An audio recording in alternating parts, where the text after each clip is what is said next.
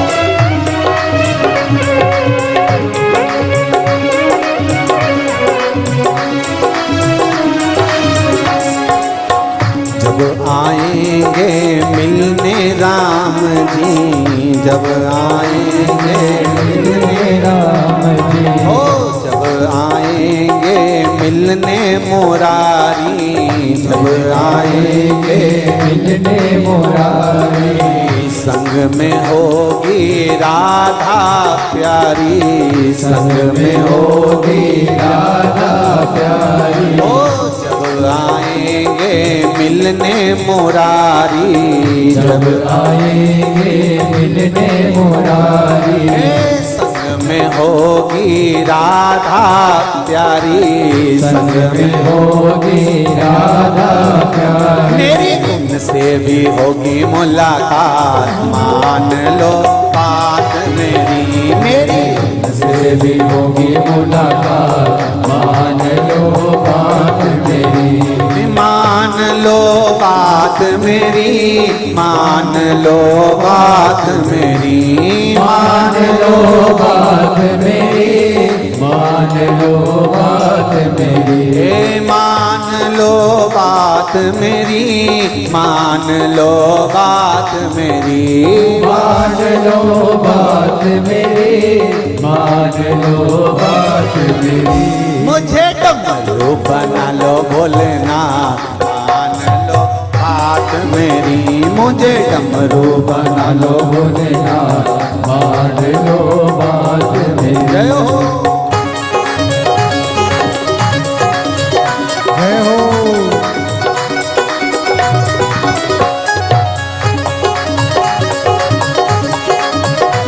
हर भोले।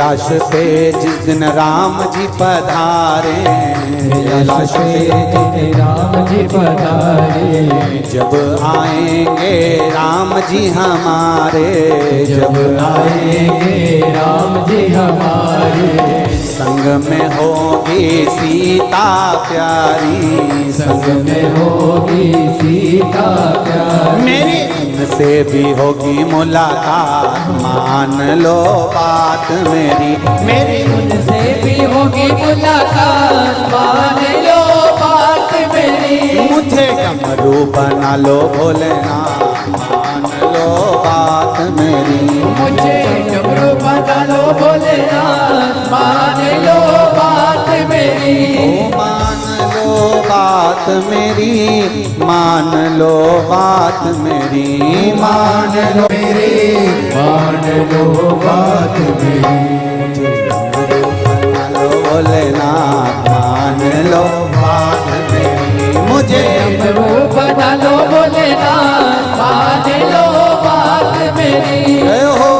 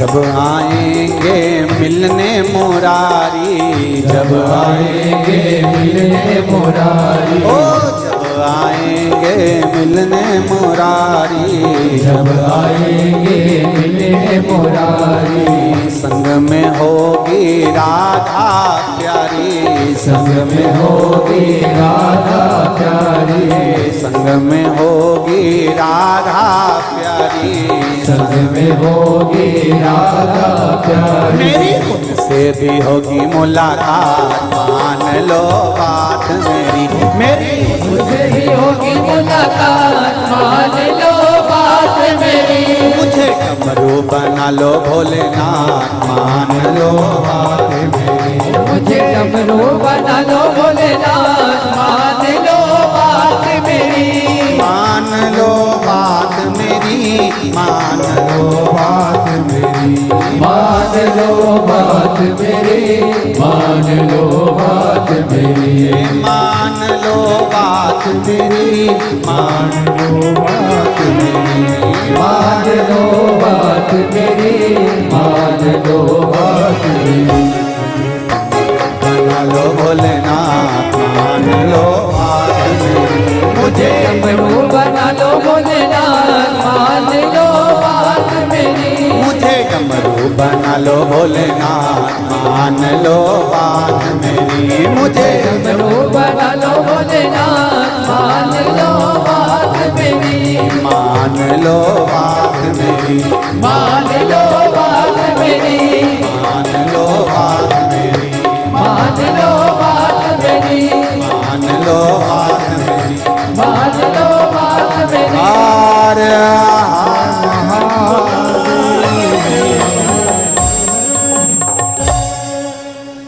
अपने स्थान पर बैठकर भगवान भगवान शिव की शिव महापुराण का मूल मंत्र का स्मरण।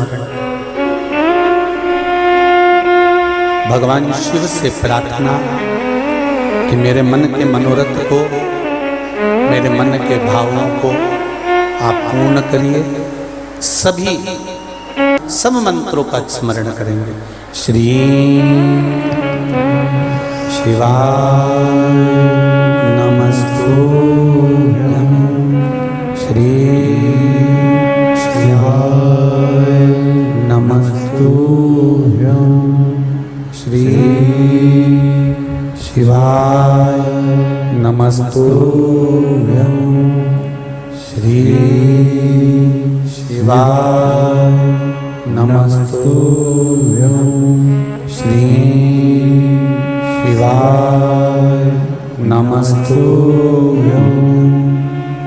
भोला सब दुख काटो मारा, ओ भोला सब दुख काटो मारा। शिव शंकर जपूं तेरी माला, भोले बाबा जपूं तेरी माला। भोला सब दुख काटो मारा, ओ भोला सब दुख काटो मारा। भगवान शिव से प्रार्थना करते हो। तर्पण शिव महापुराण में इस नाम का उच्चारण 5 बार आप लोगों को करना है। ये स्वधा दक्ष प्रजापति की बेटी है और पितरों की धर्म पत्नी है। इस पितरों की धर्म पत्नी स्वधा का नाम लेने से अगर हमने कंडा, गोबरी, गाय का जो गोबर होता है कंडा, उसको जलाकर अगर धूप नहीं दी हो या किसी ब्राह्मण को भोजन आदि नहीं कराया हो या तिलांजलि तर्पण नहीं करा हो, पिंड नहीं दिया हो या श्राद्ध पक्ष में किसी को कोई दान ना करा हो तो उसका दोष ना लगे, उसके लिए तर्पण शिव महापुराण में पितरों की धर्म पत्नी स्वधा का नाम का स्मरण आप और हमको साथ में करना है। सभी लोग एक साथ में बोलेंगे स्वधा स्वधा स्वधा स्वधा स्वधा। बस ये 5 बार जो उच्चारण आपने पितरों की धर्मपत्नी स्वधा का करा है। जिस समय पर पितृलोक से आर्यमा देव के साथ में हमारे यहां पर आते हैं। और मेरा बहुओं से निवेदन है, बेटियों से निवेदन है, माताओं से निवेदन है, मान लो आपको कोई ब्राह्मण देवता ने कहा कि आपके यहां पितृदोष है, आपको कह दिया कि पितृदोष है, तो आपको घबराना नहीं है कि महाराज जी मुझे क्या करना पड़ेगा। पितृदोष है, एक चावल का दाना घर में से लीजिए, हथेली पर रखिए, पानी का जो मटका होता है, हंडा होता है, पानी का जो मटका है, हंडा है, जहां पर रसोई घर में तुम पानी रखते हो, उस हंडे के पास में, मटके के पास में उस चावल के दाने को लेकर जाइए। अपने पितरों का स्मरण कर कर स्वधा स्वधा स्वधा स्वधा स्वधा 5 बार बोलकर शंकर भगवान के शिवलिंग पर, तुम्हारे घर में शिवलिंग हो तो घर में, और अगर मंदिर में शिवलिंग हो तो मंदिर में उस चावल के दाने को चढ़ा दीजिए। कैसा भी पितृदोष होगा समाप्त हो, मात्र स्वधा का स्मरण बहुत।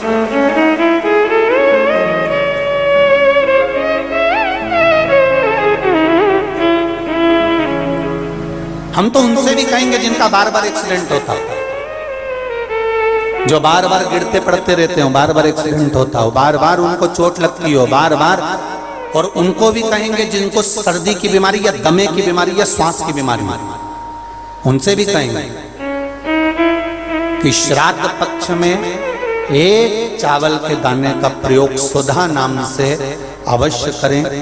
चलने में दम नहीं भराएगी, श्वास नहीं भराएगी, और दूसरा जो सर्दी का जिसको कोटा होता है, बार बार सर्दी हो जाती है, निमोनिया हो जाता है, कफ बना रहता हूं, उनके लिए भी स्वधा नाम का स्मरण। महाराज स्वधा नाम का स्मरण। दक्ष प्रजापति के घर में बेटी का जन्म हुआ जिसका नाम था स्वधा। स्वधा का जन्म लेते ही स्वधा श्वेत वस्त्र को धारण करती थी।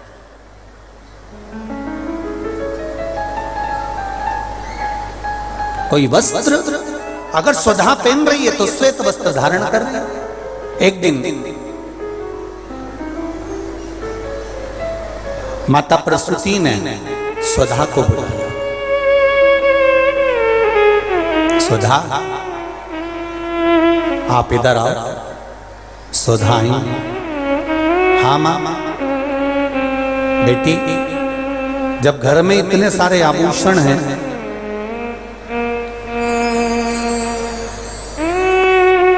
और घर में इतने सारे आभूषण जब रखे हुए हैं तो तुम उन आभूषणों को धारण क्यों नहीं करते?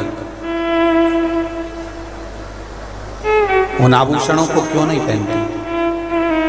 घर में इतने सारे वस्त्र रखे हैं तो तुम उन वस्त्रों को धारण क्यों नहीं करते?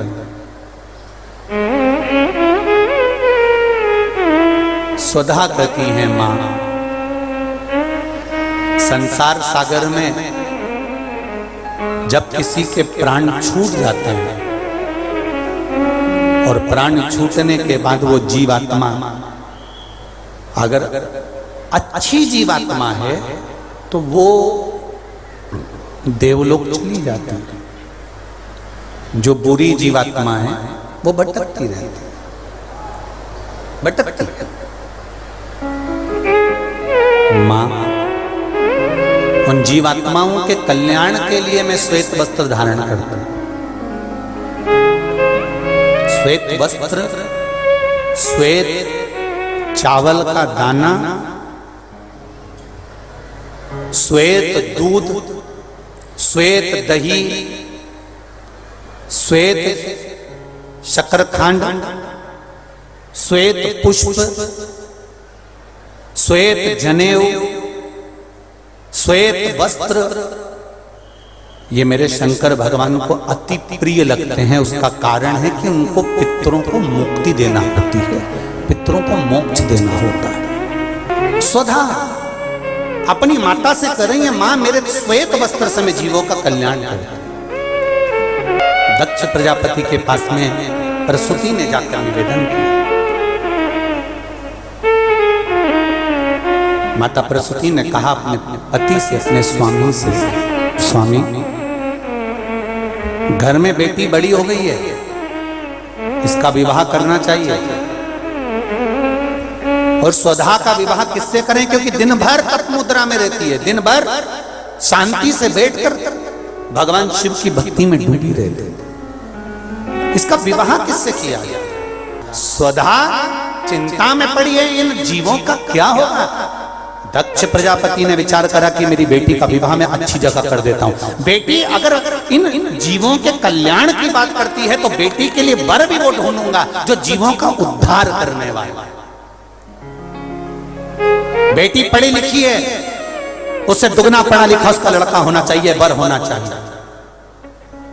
बेटी ज्ञानवान है, उससे दुगना ज्ञानवान उसका वर होना चाहिए।